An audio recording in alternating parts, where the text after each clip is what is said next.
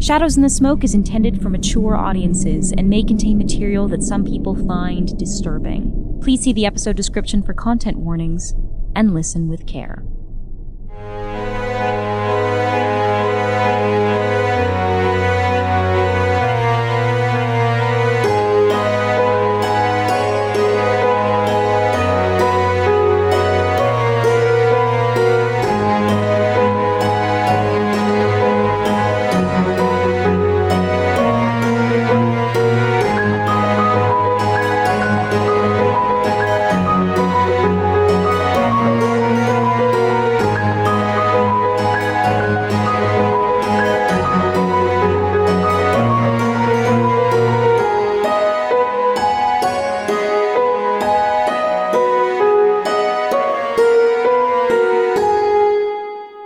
Mr. Hutchinson. You see Ms. Jenny Johnston. She is carrying a large umbrella. She is gloved, wearing sunglasses. Hello, sir. Could I please come in? Jenny? That you? Yes, sir. Apologies for the disguise. I did not wish to be seen visiting Hargrave House. You understand, Scotland Yard is still poking about Limehouse. Of course. Come in. Thank you. Can I get you anything? We apparently got a new servant. She doesn't smell too ripe, but she should know her way around tea. She manages with coffee. Some tea would be wonderful, thank you. Of course. Have a seat in the parlor there. I'll find her, I guess, and join it. I don't really know how this works. Maricat! You hear a little rustle of feathers as Maricat's head pops out from around a wall. Green tea, if you please. Yes, sir. And some white for me. Yes, sir. I hope that's all right. I don't know much about teas except for the three colors. It's perfectly all right, sir. Please do sit. I'm afraid I'm not here for a social call. I figured you wouldn't be, but there's a certain amount of respectability and pleasantries that gotta be observed, regardless of the nature of the business. Yes, of course. A few moments pass, and Maricat brings out a little tea service. If you want, now you're inside, you can disrobe. Apologies, sir. I have not been feeling terribly well. Have not been sleeping that much. The light, it's a bit harsh on my eyes. I understand that. I went through a similar spell none too recently. I came to ask how your hunt of the creature in Limehouse was progressing. It has been some time since I have seen anyone from Hargrave House about those streets. I'm embarrassed to say I have been neglecting things on that front. I was following a lead down at the Dog and Whistle when events beyond my control whisked me away and my attention was drawn elsewhere. I do apologize, Jenny. I owe you better than that. I should have done right by you. Please, no, it's no reflection on my opinion of your character. I stopped thinking with my head so much is all I'll say about that. I regret to tell you that the situation in Limehouse has worsened. What happened? I myself was attacked by the creature. You alright? Oh, I'm perfectly fine, sir. And she smiles and reveals sharpened fangs. As I'm taking a sip of tea. Well, I had no doubts about that. If anybody could handle herself in Limehouse, it's you, Jenny. Apologies, sir. I don't believe this tea is to my taste. I knew I should have gotten that. It's oolong, right? That's the other one? She lunges across this small table towards you. As she lunges toward me, hairs on the back of my neck stand up. I roll backwards, kick the chair toward her, and then grab the leg of the other chair, and with a wrenching, twisting motion, break it off so I now have a wooden stake. Little hunters were far too slow. Jenny Johnston leaps and situates herself in the high corner of the room near the ceiling. Well, Miss Johnson, what big teeth you have. I believed in you. I trusted you. It may not have been your first mistake, but it was high up on the list. I would like to huck this stake toward her heart. Sounds like a night move to me. What are you afraid will happen if you fail? I mean, I'm afraid she'll bite me and turn me into a vampire. It's worse than that. Mr. Hutchinson, you will turn. You will bite Maricat, who will turn. You will wait for the rest of your hunters to return to Hargrave House and turn them. Well, that ain't gonna happen. This is with Vitality. 4 + 1 is 5 + 3 is 8. Miss Thanero, holding Mr. Higgins by the throat, pressing this heel into his temple, you start to see a line of blood trickling down his forehead. And yet, despite this, Mr. Higgins remains cool, and he sneers coldly at you. Ms. Thanero, why do you concern yourself with me when you have far worser things to be worrying about? Oh, I don't know. You seem to have taken a rather special interest in me, and I don't like people looking too far into my affairs. Can't you see all will be revealed in due time? Now, why don't you turn your attentions to the ballet? Haven't you heard that the Royal Ballet is planning a final performance on Christmas Eve at St. Paul's? Oh, I wonder what will happen if the hunters of Hargrave House let that come to pass. You needn't worry so heavily toward the hunters of Hargrave House. I'm sure whatever party that is, we will attend and take care of whatever might lurk in the shadows there. Miss Thanero, that is a clue for the Nutcracker. Now, Miss Thanero, I am so sorry that I was unable to help you, but will you see yourself out? Or must I get someone to help you find the way? I think in response to this, as Ina is still holding this heel to his neck, she just pokes it in ever so slightly and just twists it a little so that he has to take a moment to go away and deal with this. Please hold your questions, and yes, I'll see myself out. And she turns and she leaves this stupid little shoe shop.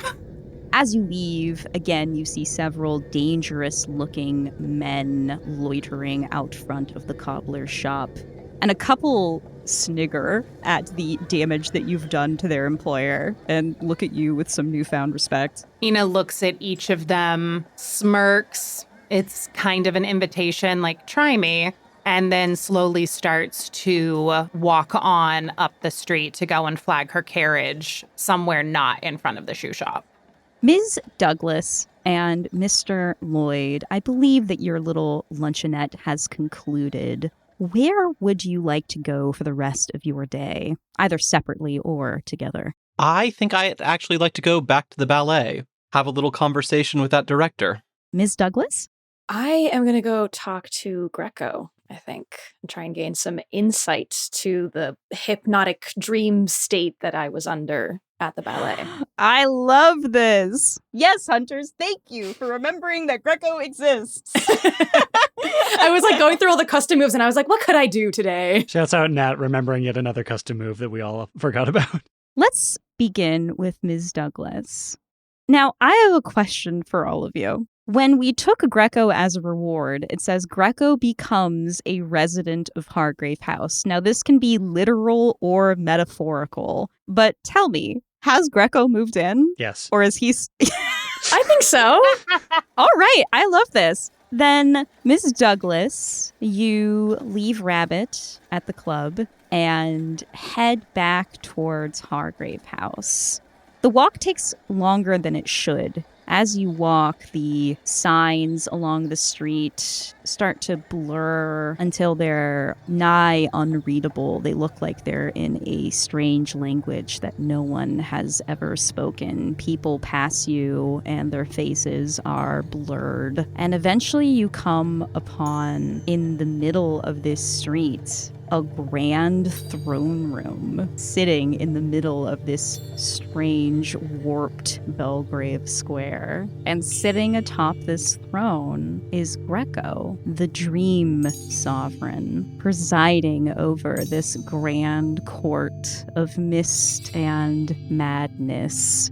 Paint the scene, everyone. Greco's courtiers are lost ones, condemned to endlessly petition their dream sovereign for a place in his gossamer realm. Describe one. Based on their appearance and mannerisms at court, how do they suffer in the real world? One of them is Clara Barton, the young nurse, and As she approaches the Dream Sovereign, she is in her infirmary uniform, her clothes plain, simple linen, but in this dream manifestation of herself, her hands seem to glow with this radiance of her healing capabilities, and her eyes are two wells, empty voids with deep, deep sagging bags underneath them. And she comes looking for the true morphine, something that can finally alleviate pain once and for all for her patients and for herself. There's a man there. His arms and legs are clad in manacles, and a metal mask is bolted over his face. But if you look closely, it's not iron that these are made out of, but gold. But this is a man who, though he has all the wealth in the world, feels empty and hollow inside, shackled by his wealth and unable to dream properly. There is a young woman with long dark hair, dressed all in white, her skin very, very pale, absolutely drenched in water, constantly dripping. The fallout of having chosen to drown herself and at the last moment deciding this was not the fate that she wanted, and instead asking Greco for a place to continue living, but forever caught with water in her throat and in her lungs and in every pore of her being. There's a young woman who's clearly worked many a night in the brothels of London, where she would be tattered and worn out in the real world. Here in this dream, she looks softer, but still tired, just kind of enshrouded in a very weary grace. And she would kneel before Greco, and the air shimmers around her with the scent of perfume and maybe a wet, rainy night. And she would ask him to let her sleep without needing to be anyone else, because she has spent too many nights being wanted and too few being seen. Maisie, these courtiers all stop and bow as you approach, and Greco extends his hand to you from atop this throne. Come, child. Where are we? We are in dreams. We are in my realm. Apologies. There are matters at the house that I thought best not to involve ourselves in. No worries, it will be sorted shortly. Maisie starts hyperventilating at once again being drawn into a dream that she did not ask for, that she did not intend to be in, and crumples at the bottom of the stairs in front of this entire court. Greco, this is exactly what I wanted to talk to you about. How are you doing this? It is as easy as breathing for one such as I. I feel like everything is out of my control and it is caving in and I can't do anything to stop it. And Rabbit has offered to help me with magic and things, but I don't think I even begin to understand what it is or what to do. Greco, who moments ago was towering above you atop this grand throne, is instantly by your side, and the courtiers have disappeared, and you find yourselves sitting on a beach. I am sorry, Miss Douglas. I did not wish to distress you. You say you don't understand magic, but I have seen you wield it, seen others dream of you wielding it. You have power.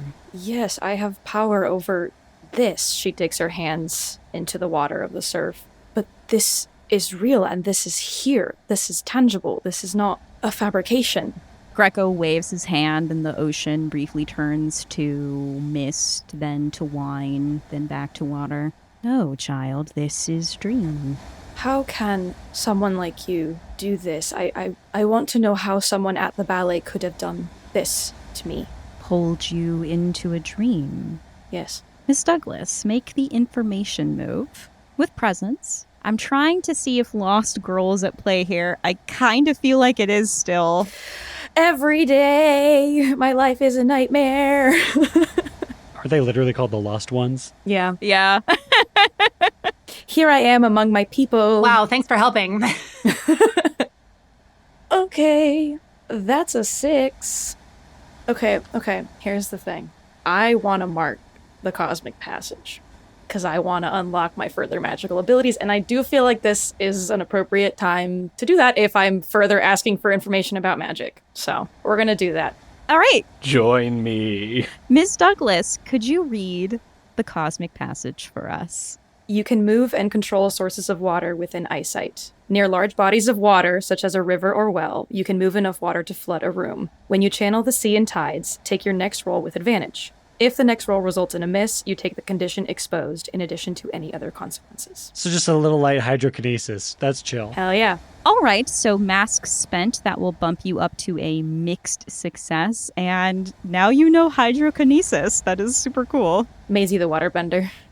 Mr. Lloyd, paying a visit to the ballet. So what's the approach here? I want to surprise the director, Zelia Gagnon, and so I think I'm going to use my custom move, the Weirding Way, to appear in her office, her study, whatever. What does her study look like? I imagine that while Ms. Zelia Gagnon demands perfection and order from her corps de ballet and from her theater, I like to imagine that her personal private space is tiny and cramped with paper. Like, it's just like an explosion of documents.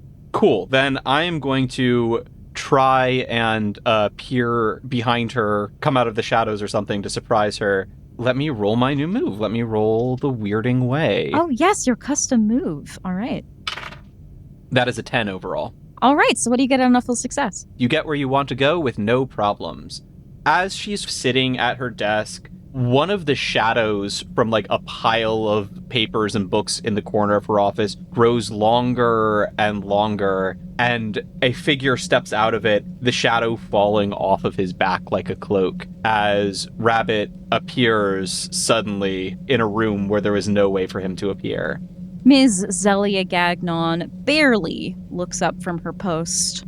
We are not holding any more auditions. And anyway, you do not have the legs for it. That's quite all right. Wasn't exactly looking to audition for your show. In fact, I was coming here, well, on two matters of business. One personal and one professional. If the professional one merits, we might be able to ignore the personal one altogether. State your business, she says, still not looking up from her letter.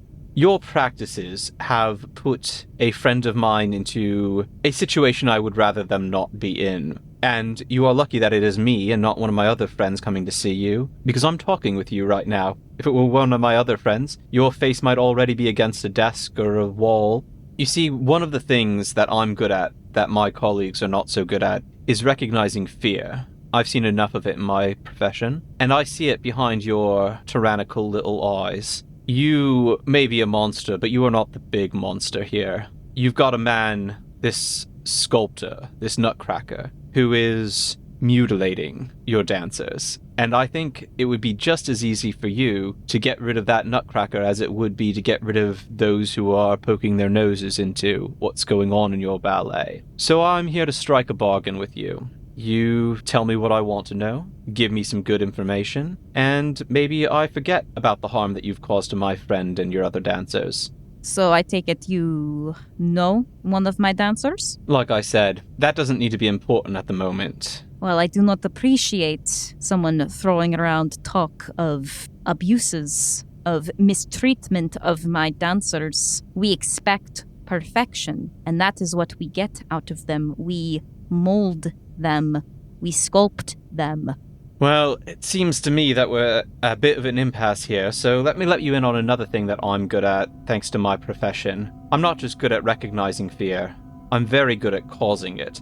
Rabbit pulls his knife out of his little belt and stabs it directly into her hand, pinning her to the desk. He then starts to use the blood that comes out of her hand and draws upon the energy within it to cast a spell. All right, this sounds like Rites of Salt and Smoke to me. Go ahead and roll plus sensitivity. Okay, that is an 8 on the dice, plus 3 for an 11. So on a full success, choose an effect. We are going to observe another place or time, but we're going to be a little poetic with that, in that we are going to observe Zilia's worst nightmare. The pain in her hand is unbearable, but all she can focus on are the two green eyes that are staring her down, and everything else seems to sort of fade away into darkness, just sort of like dissolving like smoke, as everything except for Rabbit's eyes go dark, and we are suddenly in another realm. We are in the realm of dream, but we are specifically in Zelia Gagnon's worst nightmare. So Kim, what is this ballet director's worst nightmare? Mr. Lloyd, you and Zelia Gagnon are now center stage at the Royal Opera and Ballet in a production of The Nutcracker, except all of the dancers are frozen, posed, just as they would be in Act 2 of The Nutcracker. We see this giant Christmas tree that is dwarfing all of the dancers on stage. A dancer is being tossed impossibly. Who could toss them? Everyone is frozen. And instead of landing gently with a soft plop onto the stage, they shatter into thousands of pieces as the ice hits the floor and cracks. But it's the tree, the horrible tree, monstrous, enormous, set ablaze, and crowned with a human star. This is the Nutcracker of the sculptor's dreams. The sound of a slow clap comes from the stage as Rabbit walks towards Zelia, past the frozen and in some cases shattered dancers. Truly a terrifying world. As you can see, you and your friend are not the only ones who can employ people's dreams as weapons against them. Now, I'm going to make this a lot more simple for you. If you would like to resurface, if you would like to join us in the living world once again, all you have to do is give me a little hint, a little clue, some way in which I can make the artist behind all of this vulnerable, some way in which I can take him down. And if I do, I will forget about all of the horrors that you've put upon those poor innocent little dancers. Mr. Lloyd, make the information move with presence. All right, that is a 3 and a 4 on the dice. Plus 2 is 9, so that is a mixed success. I think I am going to go ahead and bump that up to a full success using one of my Masks of the Past. All right, we will hear that mask shortly. Mr. Hutchinson, on a mixed success, the stake that you threw splinters against the wall next to Ms. Jenny Johnston, or what was once Ms. Jenny Johnston, and she leaps from the wall and tackles you, and her fangs sink into your neck. She whispers in your ear, the words thick, as she's trying to move her tongue through all of the blood. You needn't worry yourself about a vampire in Limehouse. There are dozens. More than that, every day. Well, you're right about one thing, and I wrench her head off of my neck. I snap it ever so slightly so that she loses feeling in her legs and arms. I don't have to worry about one vampire in Limehouse. And I lift her over my head and march over to the chair where I had broken the leg off and the jagged other end is still remaining. If you fucked something up in your territory, that's on you, not on me. I adhere to the Monroe Doctrine. What's mine is mine, what's yours is yours. And I pile drive her down onto the spike so it lands through her heart. Jenny Johnston's body explodes in this mass of blood and tissue and sinew. Mr. Hutchinson, how are you feeling in this moment? As I spit some of that blood out of my mouth, noting that it tastes better to me than tea, I'm feeling guilty. Despite what I just told her, I did get distracted by my other pursuits. If I acted more quickly, Jenny might still be alive, let alone the rest of Limehouse. Take the conditioned blood on your hands. Ooh, you're real good. I hate it, but that's real good. Maricat. Maricat cautiously pokes her head around the doorway once more. Yes, sir? Don't let anybody else in if they don't already live here. And you might want to tidy up before the others get home. Sorry. No need to apologize, sir. It is an occupational hazard. You can say that again. I'm going out. You're going out like that, sir? I look down at my clothes and shrug. Honestly, I consider it something of an improvement from my usual looks. I'll try and be back before sundown. Very good, sir. No need to worry. This will be our secret. I give her a nod, like, okay, maybe you are somebody that I can think of as more than fetching tea. Where are you off to, Mr. Hutchinson, and in such a state?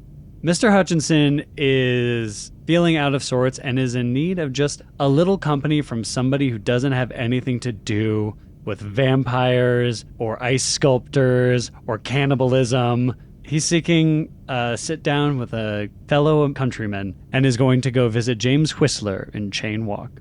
Miss Thanero, what about you? Ina is annoyed over this experience that she's had with Mr. Higgins, with all of these men standing outside eyeing her. Too much interest. There's too much interest happening in Ina Thanero at the moment. So she's going to flag her carriage down, and I think it's time for her to go and have some tea with Theodora Brathwaite to see if we can get some answers toward all this interest.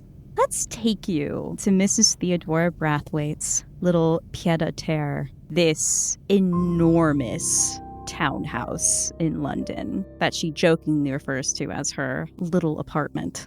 Much of it is done in sapphire blue, of course, as you enter, as a young footman takes your coat, takes your things, and puts them safely away. Yes, madam, I will let Mrs. Brathwaite know she's been expecting you. I'm sure she has. And stepping into the sitting room is Mrs. Theodora Brathwaite. Dressed a bit more casually than you've seen her. She is wearing just a simple blue gown. Her hair is loosely pinned around her face, but still, as ever, that enormous sapphire choker at her throat. I have a paint the scene for all of you. Mrs. Brathwaite's city home is decorated in the height of luxury, a flex of her immense wealth. But looking around, she has included several nods to her past as the famed pirate queen of Barbuda. What do we see? As we look into the sitting area of this townhouse, there is a large round bay window, and at the center of it is a magnificent wooden captain's wheel. It is polished to a beautiful shine, and on each of the handles, there is a large sapphire on the end of it. You see that it's also gilded in gold, and there's a large sapphire right in the center of the wheel. And I would like to think this is from one of the ships that she captained during her years of piracy. The tablecloth decorating the dining table in this home is unobtrusive in the sense that it fits right in with everything else in its detail and the richness of the textile, and it would not seem out of place if not for the extremely nautical theme that decorates the embroidery along the edges of the lace, including at the very corners a woman in a flowing dress holding a sword, the same design that was found on Theodora Brathwaite's pirate flag.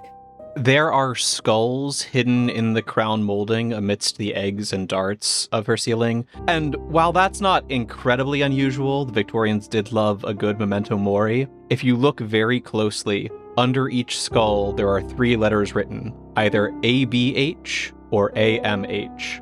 In a corner, tucked away, but balancing the rest of the feng shui of the parlor, is a simple wooden lectern, atop which rests a book of knowledge.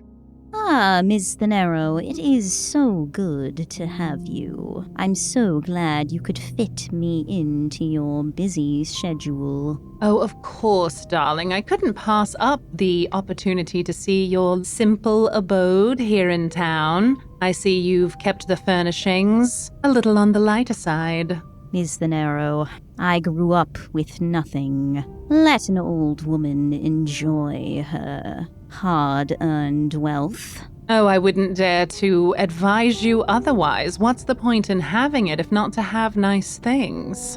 A butler in sapphire blue livery sets down the most elegant of afternoon tea service. Ina grabs this man's arm. Do you have anything stronger? Yes, madam. What is it you might like? I think a whiskey might be in order. Would you care to join me, Theodora? I hate to drink alone. I knew you would be most agreeable company. Yes, Oliver, 2 whiskeys, please. Apologies for his nervousness. I did tell him not to touch you.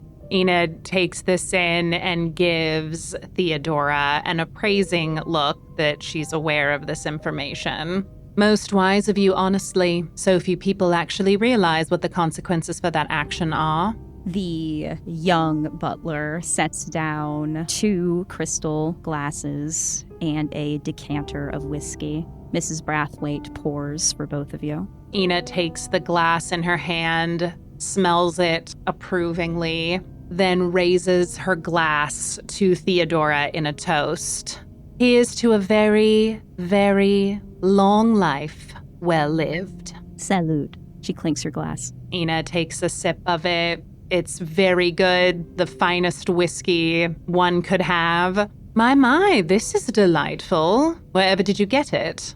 I acquired this. I'm a merchant. Well, not originally, but ever since arriving in London at 26. Decided to turn my piracy to legitimate enterprise. I went on quite the buying spree. I myself was already fabulously wealthy. Buying up, real estate, businesses, distilleries. She sips her whiskey. Yes, there was a time when all of London raised a cup to me, even dear Victoria. You were in her court for a time, were you not? My dear, I was not just in her court. Now, don't be coy. What was it like being around her and all of those fabulous courtiers? It was great fun. Victoria wasn't always such a stick in the mud, not always so severe. Yes, she was quite passionate in her younger days, quite beautiful. It was difficult avoiding Albert, but we managed. Albert, truly one to always be in the way, wouldn't you say? Victoria loved him dearly. She just had lots of love to share. I wonder what might have happened when that love ran out. You certainly don't seem to be taking too kindly to her these days. Why, yes, we enjoyed several years of happiness of me being her favorite sapphire, her pirate queen, but as she grew older, she scoffs, moral. Oh dear, not moral. Oh, the death of any good time. She decided she needed to set an example for the wicked London, embracing a program of piety and morality. Indeed, she even threatened to seize my very own Brathwaite Hall if I insisted on throwing any more of my debaucherous masquerades. I refused, of course, and, well, the 2 of us do tend to hold a grudge. A grudge seems like the least you would hold against her. You being self-made as you are, I can't imagine someone threatening to take everything I'd worked so very hard for over something as simple as morality. Oh, Miss Thanero, that was years ago, and as you can see, I remain quite wealthy and quite secure. And dear Victoria just grows old and reclusive and frail. I'd say I've come out quite on top, but I do believe in teaching lessons. Ms. Douglas, Greco regards you with curiosity, especially at hearing that someone else possesses some of this power of dream. Someone in the ballet, you say, pulled you into a dream without you knowing. I was performing this audition to dance for the ballet, and I don't know if it was a dream, but I was seeing things that were not real, and I ended up hurting someone. I am very sorry to hear that. I have felt a disturbance among the dancers in the ballet. They sleep very little. Their dreams are fragmented, messy, often violent. I have heard tale of rehearsals performed at odd hours of the night. It's possible that those are linked to that waking dream you found yourself in. If someone there is capable of altering reality seemingly when I am awake, then I would be unsurprised if they're able to do it when someone is asleep and at their most vulnerable. Ms. Douglas, I do not delight in hearing of others wielding power that they do not understand, nor are they sovereign of, especially when it hurts my roommates. He smiles kind of distantly at you. Welcome to the house, by the way. Thank you. If you find yourself in such a dream again, I bid you call to me. I will listen and help if I can. If I'm able to recognize it in the future, know that I will. Good. The beach and the water around you starts to shift and indeed transforms to the stone steps leading down into the garden in the backyard of Hargrave House, as Greco just sits next to you. Right, well, do you reckon the occurrence that was happening in the house is over? Oh yes, all is well. Well, that's a matter of opinion. As well as it can be in these halls. Keep yourself safe, Miss Douglas. You too, Greco. Maisie, how do you feel? Maisie feels, I think, out of her depth. I think she's starting to dabble in things that she doesn't know much about, doesn't know how to control, and feels the need to rely on other people a lot, which she doesn't like. Miss Douglas, take the condition dependent. Mr. Lloyd, spending a mask of the past. Please read the prompt for us and begin. Narrate a flashback to your young adulthood that shows a time when you used your supernatural affinities for selfish purposes. While only a year or two has passed in London since the storyteller joined the Unseelie court, times move differently in the other kingdom, especially in the court of the Lady of Dreams, where every night can last lifetimes, and no one who spends that much time in Fairy remains unchanged for long. During his stay, he has earned many titles: the Dreamkeeper, the Fatherless Son of Night, Hand of the Whispered Monarch, the Master of Nightmare, Consort of the Queen of Air and Darkness, the Shadowed Prince, and the Tale That Tells Itself.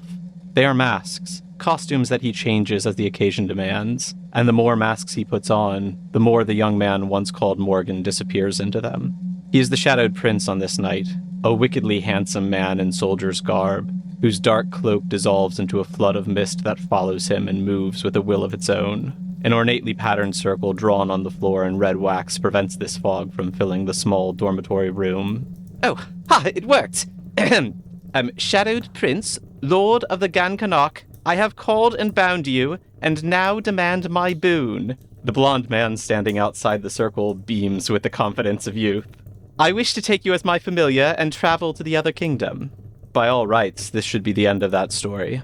The boy had summoned the prince using a title, not his name, and the binding circle was overly designed, could easily be escaped. And, most importantly, he was rude, demanding that which must be given as a gift. The Unseelie delight in giving cruel rewards to the overconfident and the arrogant, and the boy certainly fits that bill.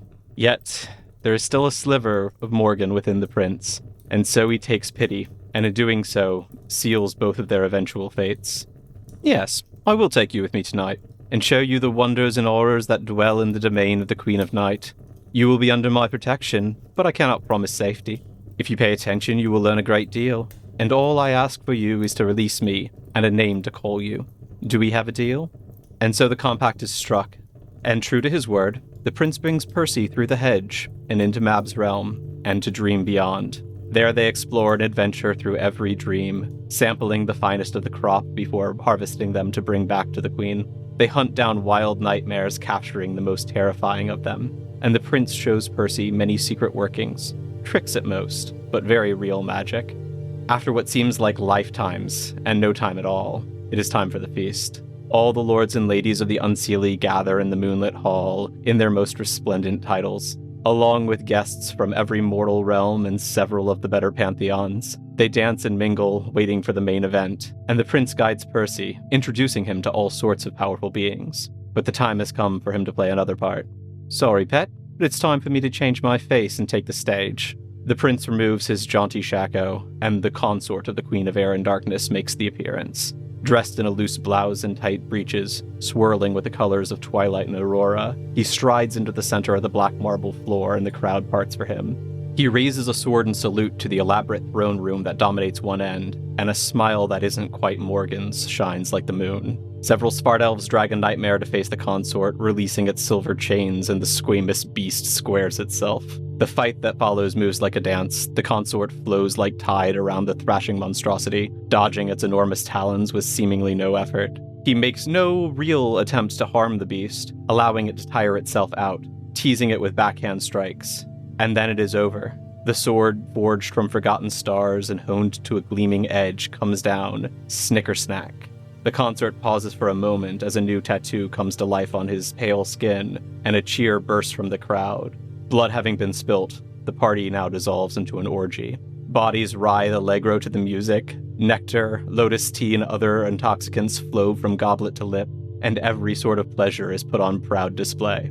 A truly unmeasurable amount of time later, the consort awakens Percy from the dying embers of his revelry. And now the morning has come, my promise fulfilled. I hope you enjoyed your time, for now you will awaken, and this will all fade like the dream it was. No, you cannot. To show me all this and then take it away. I must see more. Are you certain? I can take you as my companion and student, but there will be a price. Anything. Dear Percy, you are so very lucky that you are so handsome. Very well. All I require is the answer to a question, given truly and completely from your own lips. But that's a concern for a later day. The hand of the whispered monarch smiles. Let's dispense with titles and honorifics. You may call me Morgan. And the deal is sealed with a kiss. Mask spent. Zelia looks at you still in this grotesque dream. I do not like you, but I like the sculptor less. That's all I need. A word of warning, he has eyes everywhere. If you speak of him in his theater, he will know. And as she says this, the dream shifts to earlier in the theatrical season, the opening night of the ballet, in which a grand fete was held. We see couples dancing, holding crystal champagne glasses, exquisitely arranged dishes and desserts, and in the center of it all, a grand centerpiece delivered by the sculptor himself, an ice sculpture of a polar bear, its mouth open in a roar, and then gradually we see that ice melt and crack as a live polar bear leaps from the table and rushes at the both of you, and then the dream fades, and you're back in Zelia's office. That is a clue for the Nutcracker. Rabbit takes his knife and, using a handkerchief, cleans the blood off of it before putting it back in its sheath. Well, there now. That wasn't so hard, was it? And if you're lucky, and your lead turns out to be promising, you'll never have any excuse to hear or see from me ever again. Ms. Gagnon reaches into her drawer and pulls out some lengths of pink satin ribbon, which she is now wrapping around her injured hand. I cannot say it was a pleasure, Mr. Now don't think you'd get me with that old one, do you? Please get out of my theater. Gladly. Rabbit exits, not the same way he entered, but through the door of her office, like a normal person. Mr. Lloyd, as you are leaving the Royal Opera House, you're passing by the bear stage, past the fly rigging, and then you hear a crash as a sandbag is dropped inches away from your body. And attached to the sandbag is a note that reads, "Get out of my theater," underlined. Rabbit looks up to the flies, presumably doesn't see anyone up there. You sure do not. But gives a very big, broad, and cruel smile as his eyes sharpen to adjust to the darkness. You're going to have to do better than that if you want to give me a fright. Mr. Hutchinson, you arrive at the flat of one James Whistler. I smooth out my blood-stained clothing. Notice that I'm uncharacteristically nervous, or at least my heart rate's a bit elevated, but, there was a lot of adrenaline this afternoon, so that can be written off. And knock on the door. The door pushes open. Hackles immediately up. And inside, you see James Whistler in conversation with a young woman. Looks as though she is buying some of his art, a charcoal sketch of Cremorne Gardens. Pardon my interruption. James Whistler clocks your most unusual attire. I hope that's paint. It is, yeah. I'm working on a study in red, sort of building my way up to my blue period. I see. A moment, sir. I will be with you shortly. I am just wrapping up this gift for this young woman. She is dressed in riding togs. Looks as though she has perhaps recently been hunting. Hello, sir. Sorry. Did you have an appointment with Mr. Whistler? Fellow countrymen of mine are hard to come by in these parts. Just thought I'd pay a visit while the rest of our friends and neighbors is at tea. Mr. Whistler says, so sorry, my manners. Mr. John, this is Tatiana Brathwaite. Enchanted. She extends a hand to you, blood and all. She does not seem to mind. The pleasure is all mine, sir. Then I clasp her around the forearm, Roman gladiator style, and pull her into an embrace, clapping my hand and pressing her against what remains of the fabric. And I growl in her ear, I don't think I'm the one that's being hunted. Watch your back, round Belgrave Square. I do love it when they put up a fight. I release her from the embrace. And please do give my best wishes to your baby brother. Let him know I ain't forgotten about him. I'll let him know. Be well, sir. And thank you so much, Mr. Whistler, for the beautiful piece of art. I will treasure it. And she leaves.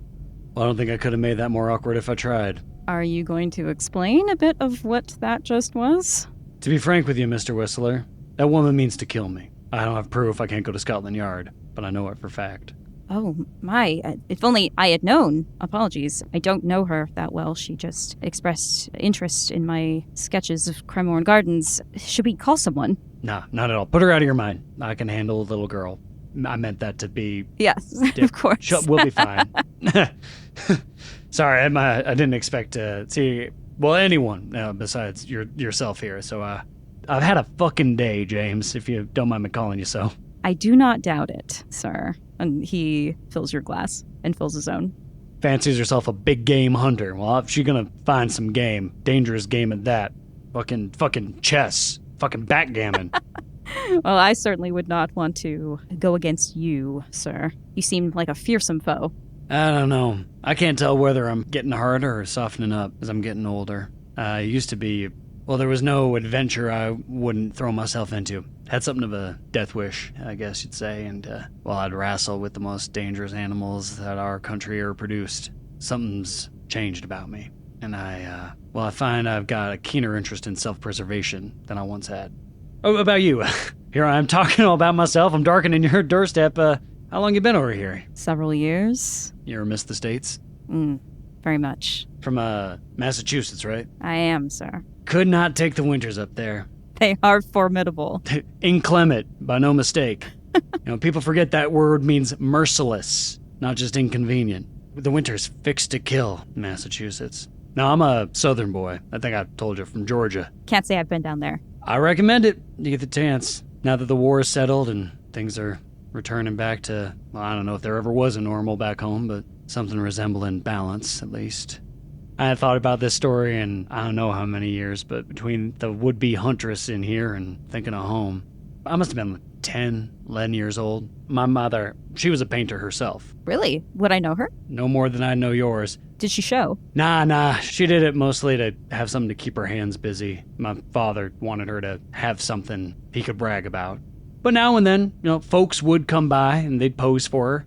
And I was just a boy when the king of the frontier himself done showed up on our doorstep. Davy Crockett, on his way to Texas. No. It's true. By this red right hand, I swear to the Almighty. He was making a tour of the different forts we got and making sure that they were secure against any indigenous forces might be making their way, trying to take their land back. We were going to Fort Jackson, right there on the banks of the Savannah. Maybe it was just me being bright-eyed and bushy-tailed, but he took a shine to me and took me out turkey hunting one morning. We were out there down on the banks, poking around in the brush. And I shit you not, the king of the frontier himself, Mr. Cumberland Gap, fell into the river. Lost his footing on the banks. Well, I grabbed onto him as best as I could, but I gotta understand, I didn't have the musculature I do now. I was a scant thing, a twig of a lad, all done up in silks and finery, and I'm holding onto him as best I can. the water threatening to take him out into the bay and drown him in the Atlantic. And I feel something in my nethers, a sharp twist and a pain, and that pain gave me the strength to haul him out of the water. Soaked as he was, I turned around and saw no grizzly bear, no copperhead rattlesnake, but a goat.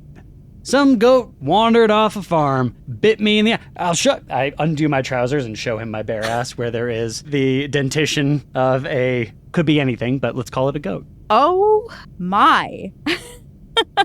We gave up on turkey and killed that sucker right then and there, and he took the horn, and that night at my father's house, fashioned it into a handle for this. And I show him my ivory-handled dagger.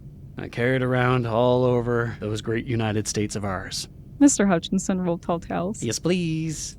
5 and 3 is 8, plus 2 is 10. On a hit, the individual falls for your charm and does as you wish, or they reveal a clue, your choice. Well, I have something that I would like him to do. Okay, then proceed. And I hand him over the knife as proof of the tale. Kind of hold it there so our hands are nearly touching. I work with Scotland Yard sometimes. I can't go to them right now, but I done heard of artists that work with the mutton shunters that can draw someone without having a model, just based on a description like. Do you think that might be something you'd be up for? Assuming you provide a good enough description, yes, I reckon I can draw anyone. Huh. Well, there's the rub. I guess you artist types would call her a classic beauty. Eyes are green with flecks of gold in it, like a California stream. Hair as black as the mining hills of the Dakota. She's athletic, not corded with muscle, but there's a strength in her, statuesque. She got skin the color of olives and a nose that looks like she spent her whole life looking down it, because she has. Usually she's dressed in some extravagant frippery, but I think this one ought to be a nude. The way I see it, she's setting her foot in the surf, letting it kiss her feet and lap at her ankles, and strewn about her in the water like a helmet, a spear, and a shield. Not abandoned, what's the word? Forsaken. Her arms are down at her sides. She's approaching the sea, not as a warrior, just as a woman. Defiant, yeah, but also trusting. I don't think you could whip up something like that. He shows you his sketch pad where he has blocked out the figure that you are describing. It might take me a day to refine it, but I'd say I could make this for you. Take all the time you need. She got kind of more of a smirk to her, like she knows something you don't. You know this woman. This is not a dream girl. Why can't it be both? Miss Thanero. Mrs. Brathwaite stands.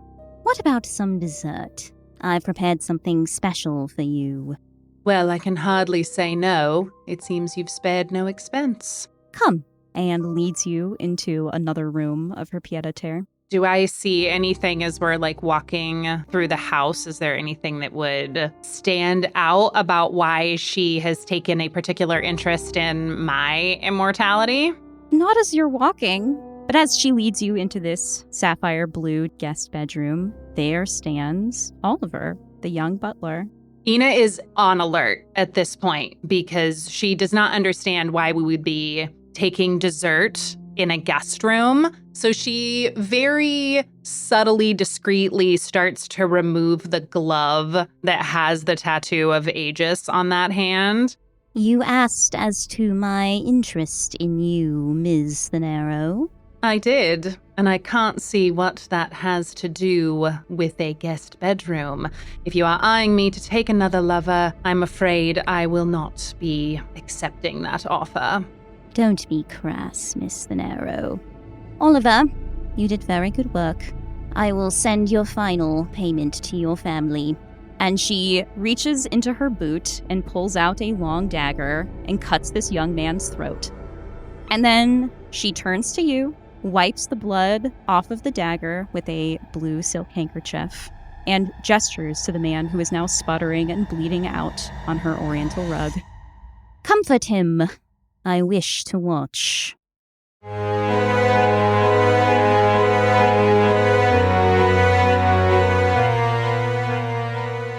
Shadows in the Smoke is a Kitten Marlowe production. This episode was edited and produced by Kim Dalton and featured a theme song by Jake Pierle. You can find out more about us by visiting kittenmarlowe.com, signing up for our newsletter, or following us on socials.